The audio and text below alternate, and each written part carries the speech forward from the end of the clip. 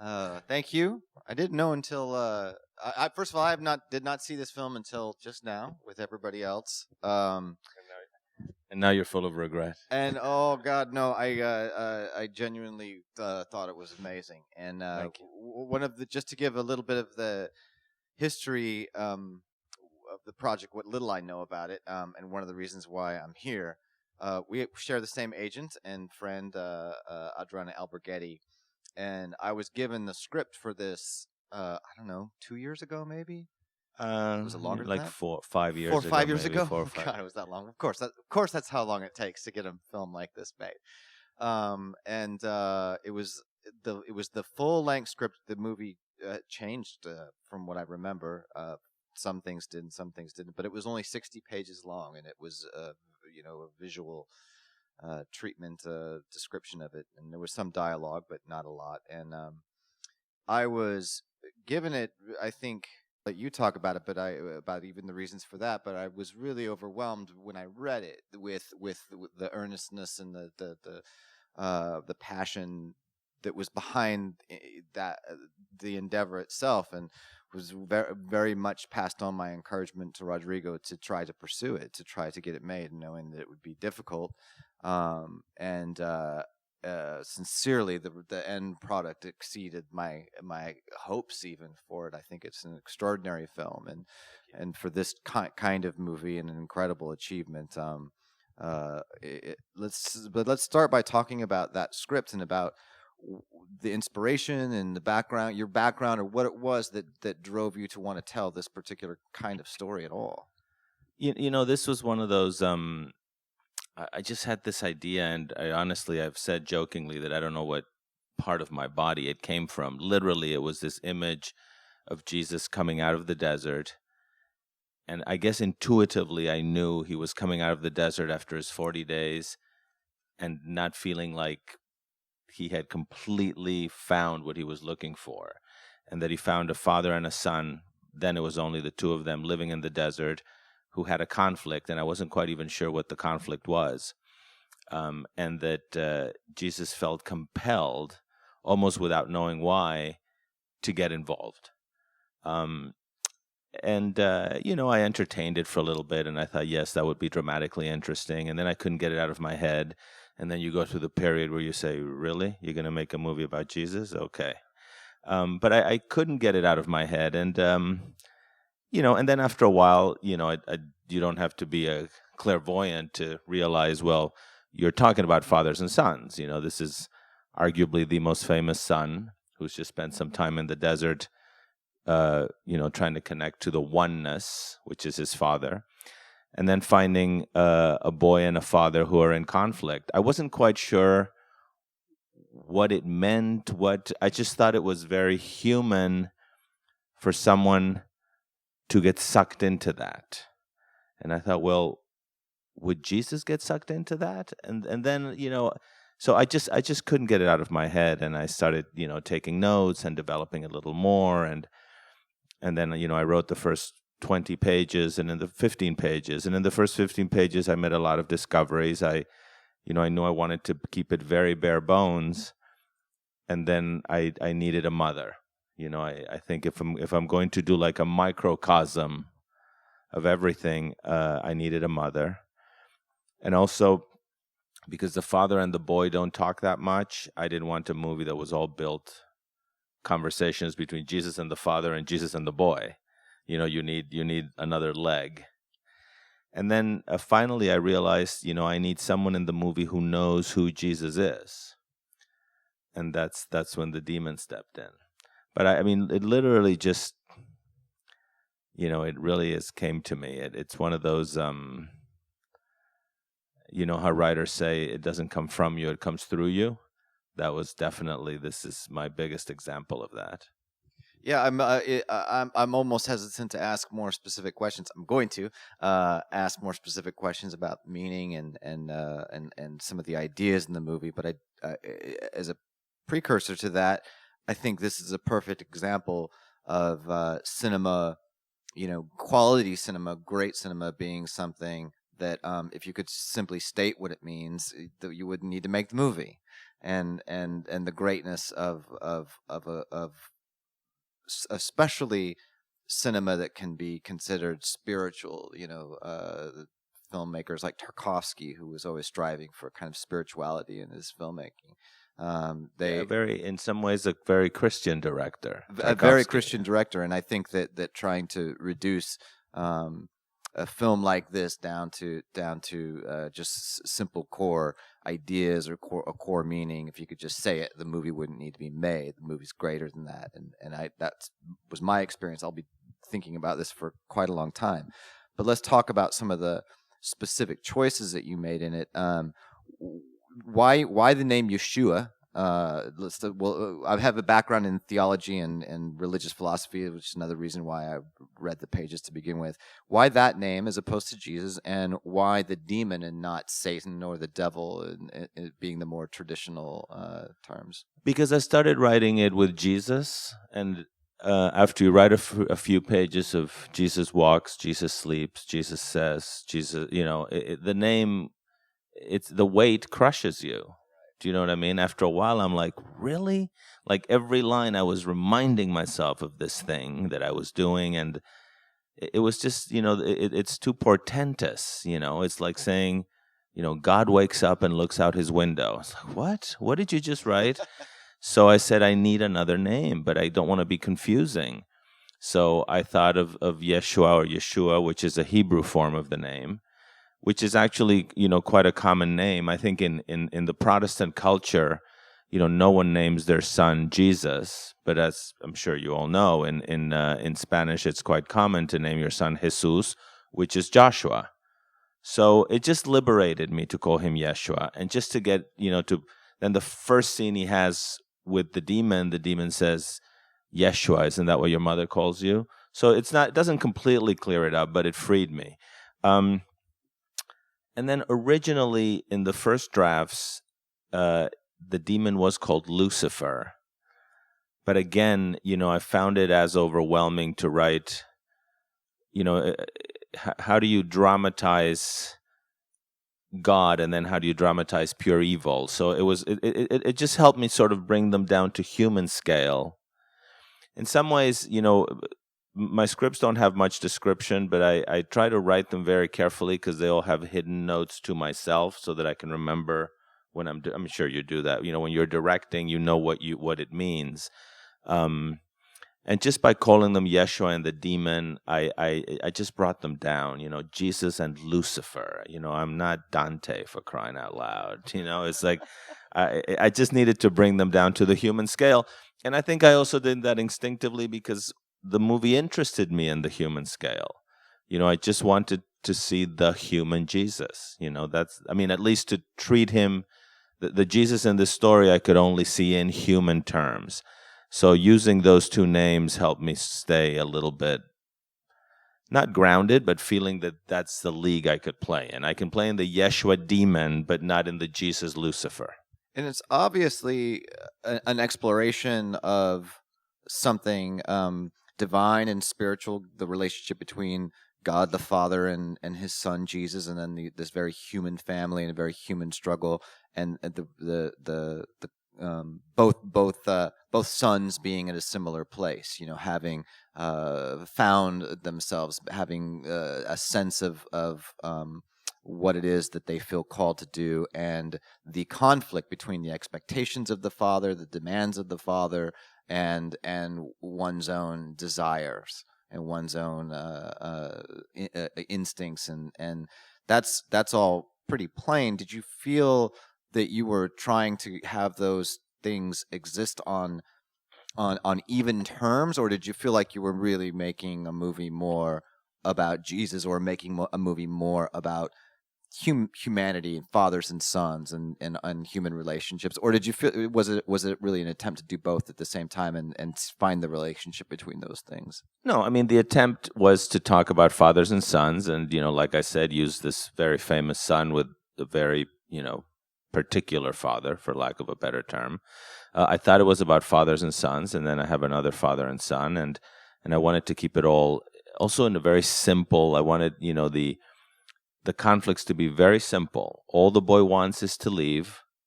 The father wants him to stay. And there's this thing which is if your mother dies here and we bury her here, we can never leave. I really wanted to make about as bare bones a conflict as I could, but a conflict that was very powerful to them. It felt overwhelming to the boy for sure. But, to answer the rest of your question, I discovered what I was bound to discover is that you can say that your movie is about whatever you want, but if Jesus is in your movie is going to be about Jesus. Do you know what I mean? It's or you're not. It's not exclusively about Jesus, but he's not just going to be one of the Uber drivers. Do you know what I mean? It's like. It's like putting Captain America in your movie. There are some issues to deal with, and of course, I had 3 days that are not accounted for in the gospel, so I had a lot of freedom. But the origin, and the destiny, and you have to shoehorn your own drama into that. But no, originally it was all a kitchen sink drama in the desert, family, fathers and sons. And perhaps Jesus doing even unconsciously, helping this boy without even knowing why. Again, because I kept thinking of Jesus, of Yeshua, as a person, not because I wanted to say, no, he's not the Son of God, but because the divine side, how do you dramatize that? How do you think about that? We all feel very comfortable when, Morgan Freeman's paternal, protective voice plays God. It's very simple and heartwarming, but the big thing cannot be dramatized. So I just stayed on the human side, and I thought he may not even know why he's helping this boy. But yeah, in the end, it was all Jesus, and yeah. Who am I kidding? Yeah, I do. As I was watching it, my own experience with it was both very personal and very cinematic. Personally, I lost my father at the same time that my wife was pregnant with my oldest son. And in fact, the first time I ever saw an ultrasound of my oldest, my firstborn son, my first child, was on the day that I buried my dad. So in Spanish they say "se cruzaron en el camino." They crossed on the road. Yeah, and it happens. It's very meaningful. And my oldest is about to turn 13. My wife and I were just talking about it before this movie, not really knowing what we were in for. So it was very personal. I think people will have very personal reactions to the movie, and of course, everybody has a very personal opinion about the person of Jesus and that name and the idea of Christ, and certainly living in America. And certainly in a political era like ours, where Christianity and the power of Christianity and the power of the Christian church has taken on political significance as well. You can't not have a strong opinion about this figure. The other part of me is a filmmaker. I kept thinking about it. I kept having moments of the movie. And I mean this as a compliment in the highest regard. It really reminded me a lot of Pasolini's The Gospel of St. Matthew and Scorsese's The Last Temptation of Christ, but being probably the two most personal Jesus films and personally accomplished Jesus films. And I think both films made from a deep place of honesty, as this film was. Did your relationship with that figure change? Your thoughts about the person of Jesus, whether it's as a the historical Jesus. There's a lot of scholarship from the last century about calling into question the veracity of the Gospels. That's a whole subject. Then there's the personal religious aspect. I don't know if you're religious at all. If you're a churchgoer, I am. So everybody has their own. It's to some degree, if you put Jesus up on the screen, it's like a Eucharist. It might be the most meaningful thing in the world to you. It might be a piece of bread and nothing more. So did your beliefs or your feelings about that historical or religious figure alter as a result of making the movie? Well, I am not a religious person. I mean, I did grow up, of course, in a Catholic world in Colombia and Mexico and some years in Spain. And my parents were not religious either, but they were, big readers of the Bible and of the Gospels, and they grew up in a world where, um, that culture. It's funny because over the last 2 or 3 years, I've developed this thing occurred to me. We're very used to hearing some Jews call themselves secular Jews. And I've often thought, well, there are secular Catholics out there. Do you know what I mean? It's like, even if your faith is not even if you're not active in your faith, even if you have doubts, even if you're at war with the church, it is the world that I grew up in. I'm so in that culture, even as an outsider. But an outsider meaning I'm not a churchgoer, but I grew up in that world. And because my dad was a writer, the Jesus existed in my head, as well as the historical, the religious, the the spiritual side of him. I grew up in a world where Jesus lived in my head together with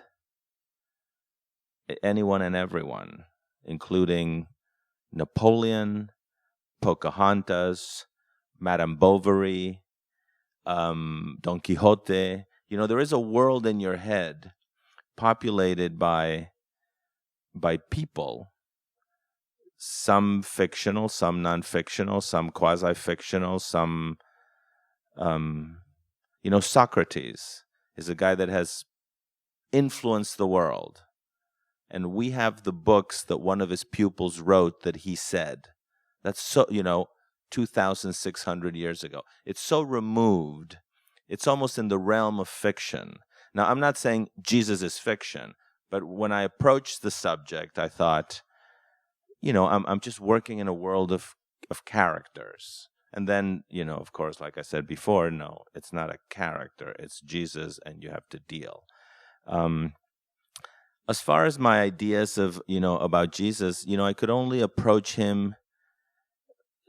Again, I only did the human side, and you have to ask yourself what you ask yourself about every character. If I am him, what? If he is me, what? If I am her, what? I think you have to ask yourself that about every character. And, I threw my own fears and preoccupations on him, and they are mine. They're not his. I have, if I am him, I have the sense of an enormous mission and an enormous destiny that I want, but even if I didn't want it, I wouldn't have a choice. And it's huge. And it will involve, even if I'm not quite sure what it'll involve, it'll have to be a grand gesture, a huge gesture, and potentially dying. And as a human person, I'd be preoccupied and scared. And I don't think, for me, that doesn't take anything away from the human Jesus. After all, if there was no suffering and pain and no fear of death, the sacrifice wouldn't be the sacrifice. He would be a god and go into eternity dancing. But so I tried to think, and I gave him these nightmares that are very common nightmares. He dreams that he's been chased, that he drowns. In the end, he dreams like he's floating in the air. I mean, these are flying, dreaming, flying, swimming, being chased dreams are like, that's like Freud 101. Everyone has had those dreams, And then, the preoccupation, how much can I help these people, or am I meddling? And then ultimately, the question is, should you meddle? He helped the boy achieve his dream, but he also participated in a scheme that, cost the father his life. I mean, it's messy. It's messy. I don't think any of it came from a place of bad intentions, but it was messy. It was also very surprising and I think very significant this idea that the demon introduces, this kind of multiverse theory that comes into the movie about these scenarios, the creation repeating itself over and over again, and God altering it just a little bit, just slightly, which fits with some current scientific theories about infinite universes, and that every possible scenario is being played out somewhere in the multiverse. I certainly don't remember that idea from the script that I read, but once that idea was interjected into the movie, I found that to be a very weighty subject in the movie. The idea that that Lucifer is watching all these various realities play out over who knows, and a near infinite amount of time. Was that an idea that carried a lot of weight for you within the story? Because it did for me watching the movie. That happenstance, the happenstance of Jesus coming along at the moment that he did, is what changed everything for this family. And it could have, and it probably hadn't before. There's probably and we know for a fact that in the last time around, this kid poisoned his father. And so I would talk a bit about that, about destiny and the eternal the Nietzschean, eternal recurrence, and all of this stuff that's up there. I am, clearly one of the the ideas. By the time I was halfway through that draft, I knew there was a big conversation due between the two of them, because the demon had seen things that Jesus had not seen, and I thought, of course, destiny is a big part of it. Can you write your own destiny like the boy wants, or is it pre-written? Can you grow up and be a man, or do you need your father's permission to become a man? And the way parents impact children, and the mother's role in getting the boy out of here. Even at the end, she's dying and she said, go. She burned the body so that no one would be buried there. That was my idea. So, writing the demon was very freeing, because, he starts off that whole scene by saying, I am a liar, that is the truth, which is one of those cyclical lines that it's always biting its tail. Is that the truth or a lie? It's like a coin that's forever. I am a liar, that is the truth. And that really freed me, because I knew that anything that came out of his mouth could finally be interpreted as a way to destabilize Jesus. There is not one world, there are many. You're not one son, there are many sons. Your father doesn't love you and doesn't have a plan. He is someone who is only self-involved and is perfecting this universe in a neurotic way. I didn't feel like I would offend anyone, because this is Lucifer screwing with your head. And yet the idea of the multiple universes, sort of satisfied that sort of my literary inclination towards the story. This is a story that can be written many ways.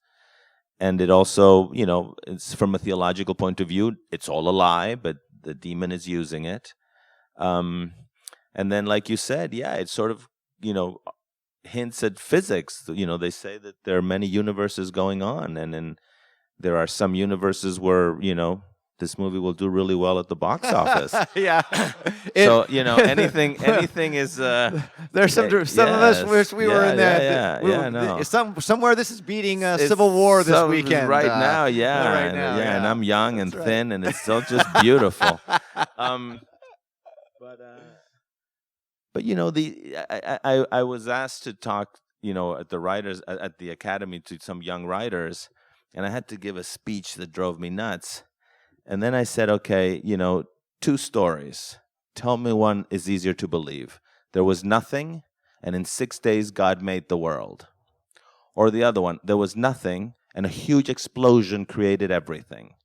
And on one of those planets, dinosaurs developed. Then an asteroid hit the Earth, destroyed the dinosaurs, and little furry creatures turned into humans. Okay? Religious or science, those are both 2 insane stories. And the only way we can assimilate them is through story and storytelling. Are we really supposed to believe that the electron, you don't know where it is, it's only, or that there are parallel universes and the black hole? It's, only story can help you digest that. So I thought, well, I'll have Lucifer tell Jesus a mind-boggling theory to further make him insecure. I love that answer. I do think that one of the great accomplishments of the film is, unless you're some sort of really extremist in your atheism or your belief, I don't think that the movie. I'm a God-fearing atheist. Well, you managed to make a movie that is really wonderfully free of it's not addressing things, and it's not presented in a way that really is going to offend anybody. It's outside of that, because I think it's so immersed in mystery, and it is about the mystery of life and the mystery of the forces that guide us, and in our relationships, and in our spiritual beliefs or lack of, or doubts or whatever. And I think that's probably my favorite thing about it. I want to talk a little bit about the aesthetics of the movie, and how much I think that served this story that you told, and the both the spiritual side of it and the very human drama of the family. Your director of photography, obviously one of the great DPs in the world, who's just he'll win the Oscar this year for The Revenant, I'm sure. I wonder. I really wonder about the conversations that you had, and going into this, because it is one of the. First of all, it is one of the more distinctive and better looking daylight exterior digital films I've ever seen. It might be the best looking daylight digital exterior film I've seen, and not only in terms of just quality and the pleasantness of looking at it, but the way, the austerity of that color palette, and the photography, the compositions, and everything serviced the tale. I'd love for you to just talk a bit about your relationship with your DP, and how what you were striving for in shooting this. Well, it was all very organic, and first of all, we know each other socially, and I didn't know Chivo that much growing up in Mexico, because he's 6 years younger than I am, but I knew of him. I mean, I remember being 20 and seeing him playing in a band when he was 15 at a party. So we've known each other for a long time. And then in the 90s, I was his operator. So I was I knew very much how he worked, and I was blanking his name. What is his name again? Emmanuel Lubezki. That's right. Okay, Yes. Sorry. Yeah. And he and then he shot the first movie that I did, which was already like 15 years ago. And then, we hadn't worked for a long time, but I always wanted him to shoot this movie. I just knew that I needed a major eye and a major artist. And, my idea for it, I'm not someone who says, oh, it has to be this way. I know what it cannot be. I knew it couldn't be desert postcards. The desert is so generous that you can just make this whole, corny thing out of it. I wanted it to be beautiful, but also have a harshness. And then, the rest of the stuff, we don't, and I don't think he does this with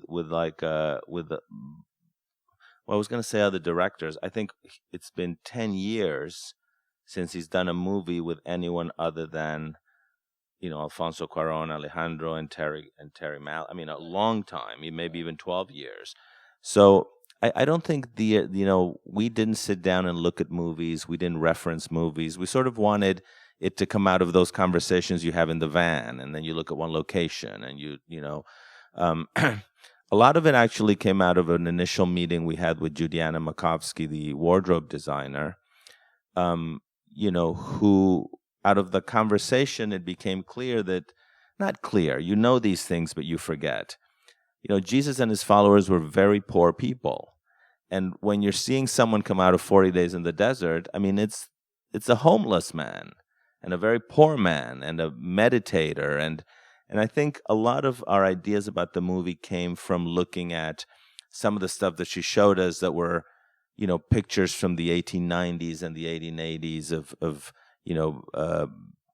people who lived in the desert, or Bedouins, or people from other countries and other cultures. But that poverty, seemed to be essential.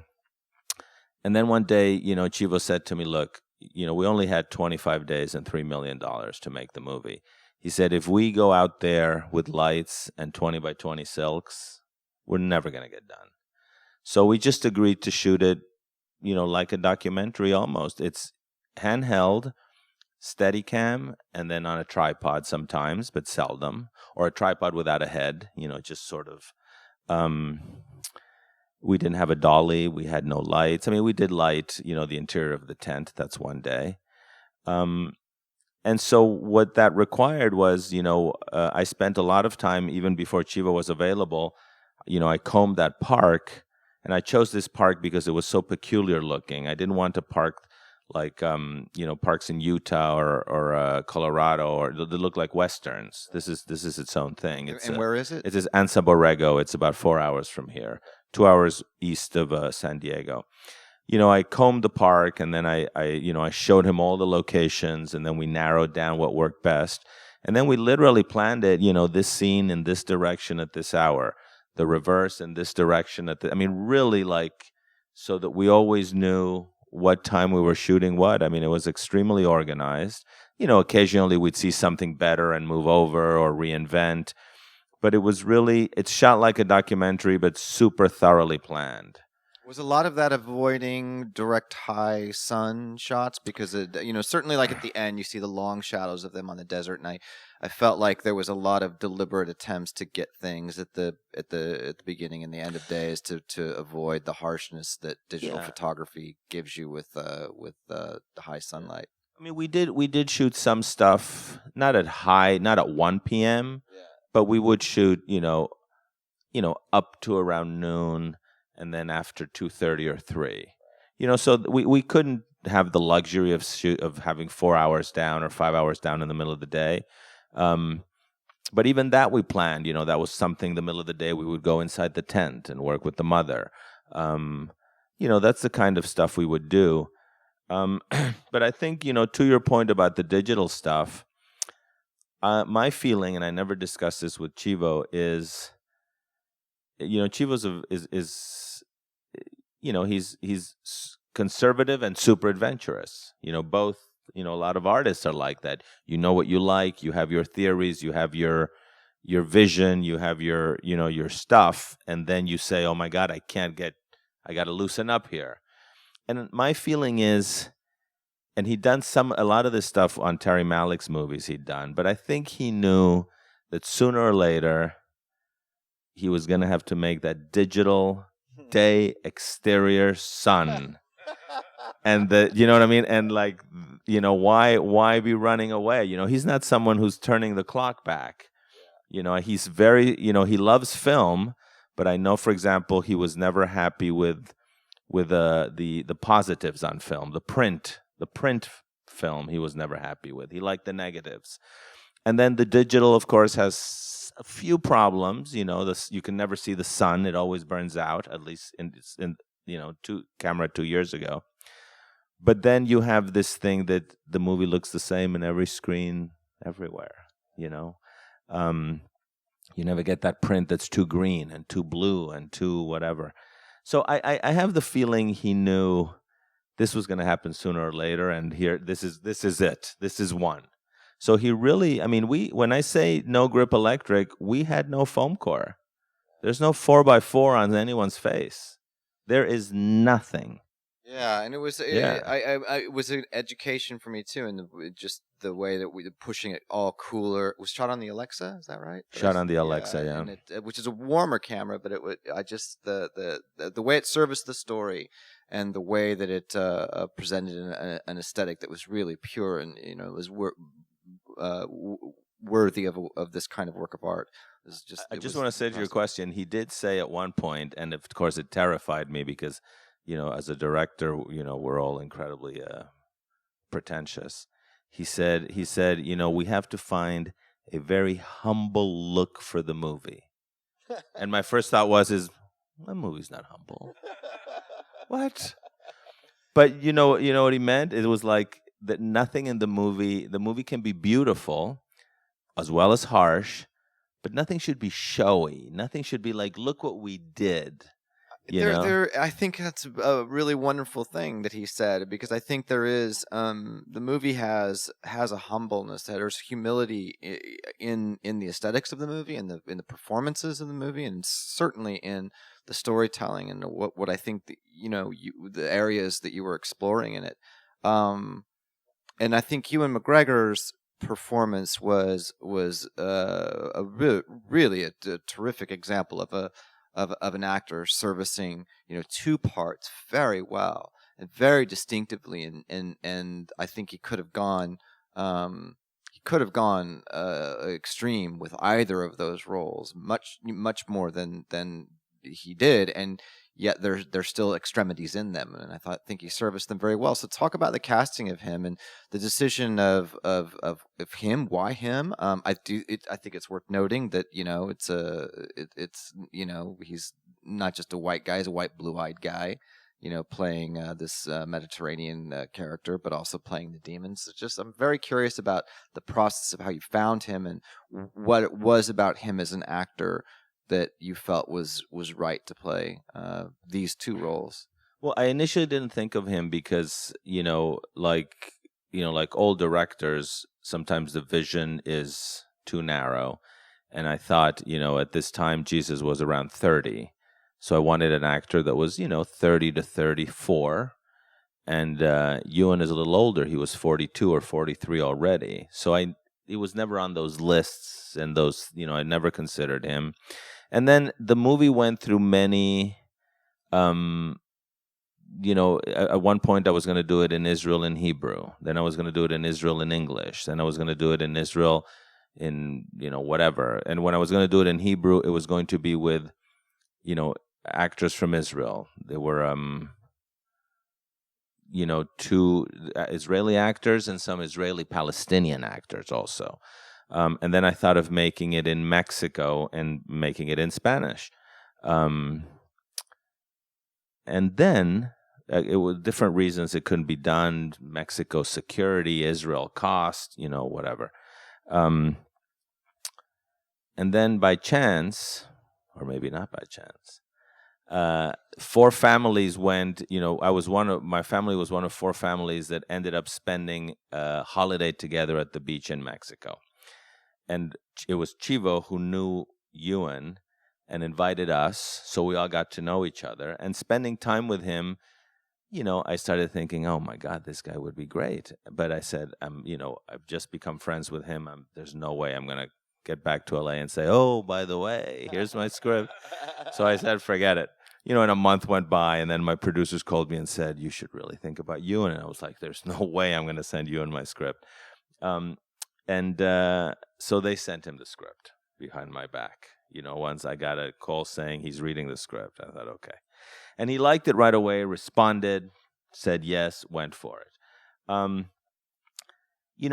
Apart from being a very good actor, which I already knew, and, very smart and just someone who communicates, like all good actors, a lot of inner life, a lot of intelligence, a lot of feeling.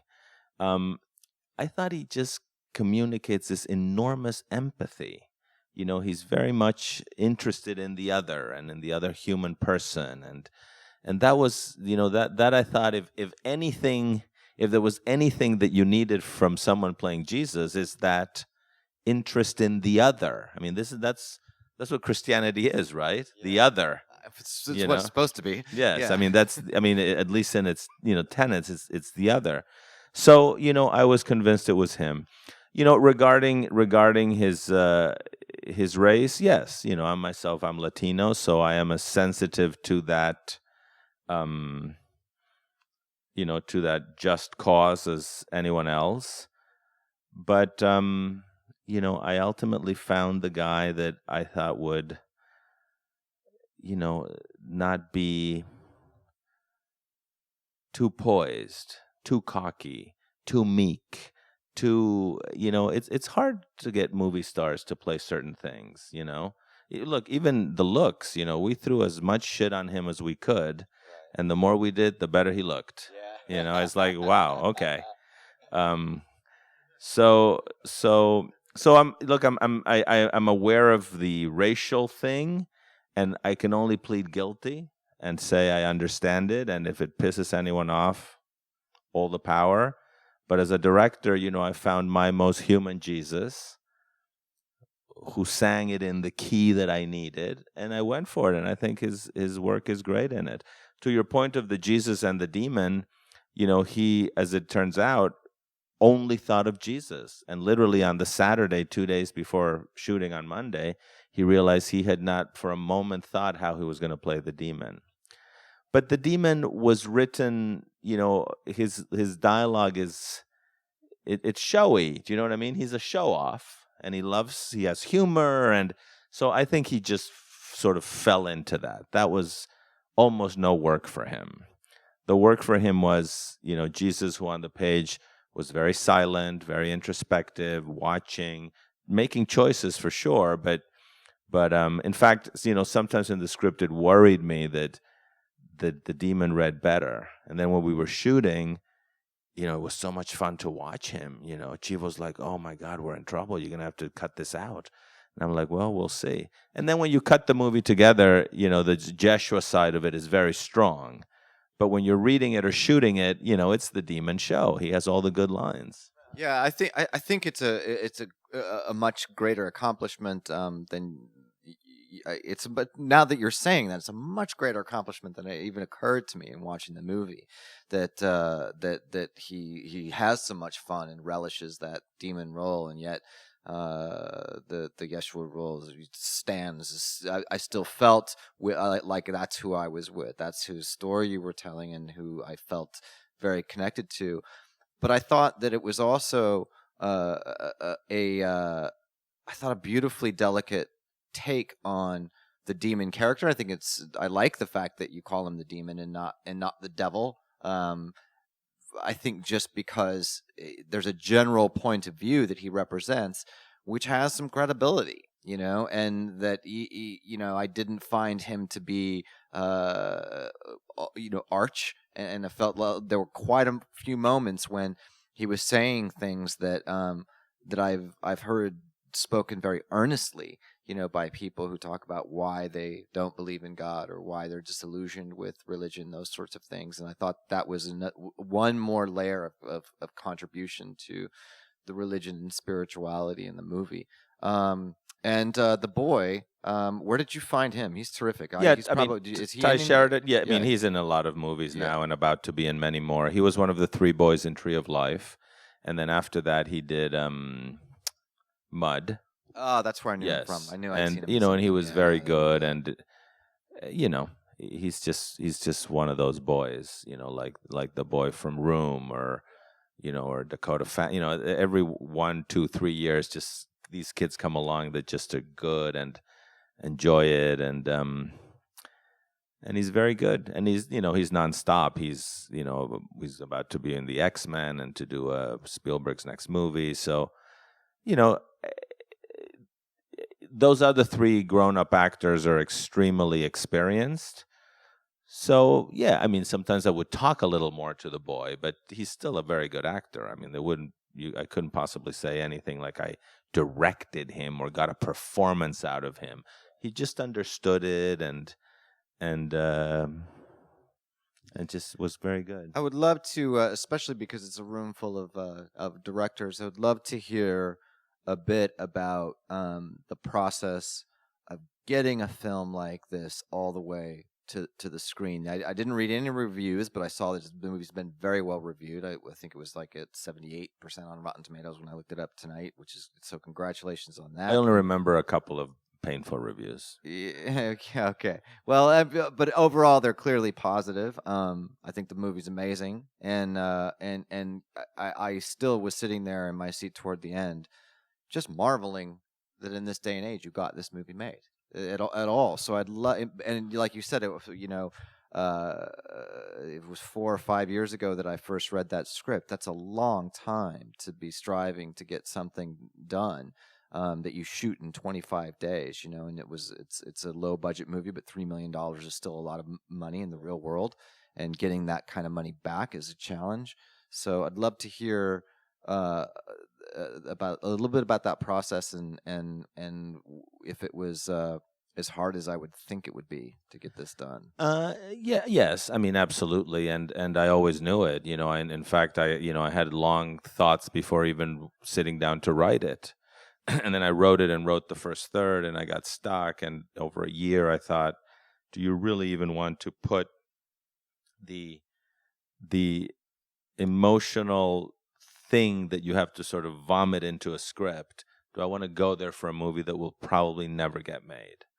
But in the end, things get under your skin, and I just finished it. And then when I finished it, I was even more convinced I had to make it, all the while knowing that it was a completely personal, I was making the movie for me, and I just knew what it was going to be. I had no illusions. But, we sort of reached this number, which was, 25 days is probably around 3 million. And, and also, I mean, without someone like Ewan or a name like Ewan, it just would not have happened, And even so, you've got to go out and Ewan playing 2 roles. Maybe if it was Ewan playing 1 role, right. That, then you have to do it for 2 million. And then you go out and, it's a little bit of pre-sales and a little bit of, and a lot of private investors. I mean, I can only be thankful. The producers Julie Lynn and Bonnie Curtis and Wix Walker, they went out there and literally, the loaves and the fish come to mind. I don't know how they, how they did it, but I'm very thankful. I mean, it's insanely difficult to make any drama, let alone this kind of movie, which is also a little trapped between art house and Christian. If it was a more overtly Christian movie, well, then that market is very juicy potentially. And as an art house movie, I think it would have had, maybe traveled more. It is distributed in other countries, but for example, it didn't go to too many festivals, even festivals where I'd taken every one of my movies. In very secular worlds like Europe, it was like, it's just some Jesus movie from America. They thought it was coming with Ted Cruz carrying it or something. But I mean, it was done like you can imagine, beg, borrow, and steal, and 25 days, 3 million. It's, I don't even know how we made it. It's another reason I shot it near LA, because then I could get people we still had to put people up, but we weren't saying to someone, we're going to Sonora for 3 months, or we're going to, the Judean desert. Yeah. Well, that's just one more of the fine lines I think that this movie walks. So many ways that it could have gone wrong, creatively, and in this case we were talking about it. It's not an overtly Christian movie, a religious movie, and because the subject matter, it's an interesting fit even for art house cinema. But I think that's where its greatness lies. I think that's all the time that we have, so I'm going to wrap it up there. But thank you so much for the movie. It's really wonderful. Thanks so much. Thank you, everybody, for coming.